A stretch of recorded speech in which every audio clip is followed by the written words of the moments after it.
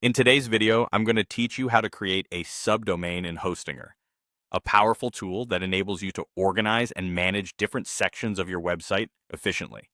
This process can be particularly useful if you're looking to separate content areas, such as a blog, a shop, or a help center, from your main site.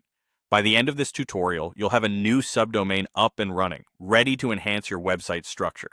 Let's begin by logging into your Hostinger account. Once you're logged in, you'll find yourself in the H-Panel dashboard, which is your main control center for managing all aspects of your hosting account. It's designed to make managing your web properties straightforward and efficient. On the left-hand side of this dashboard, you'll see a menu, and from here, you're going to navigate to the website section.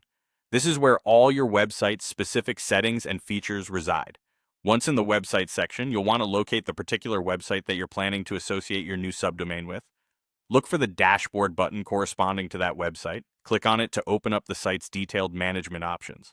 As you land on your website's dashboard, scroll down and keep an eye on the left sidebar until you spot the subdomains section. Once you find it, go ahead and click. This will take you to a dedicated space where you can manage any existing subdomains or create new ones. Here you'll see an input field waiting for you. It's time to decide what you want to name your subdomain. Pick a name that clearly indicates its purpose, such as blog or store. This choice is important since it communicates the subdomain's function to both users and search engines.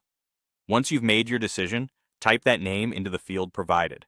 With your subdomain name entered, the next step is simple yet crucial. Click the Create button.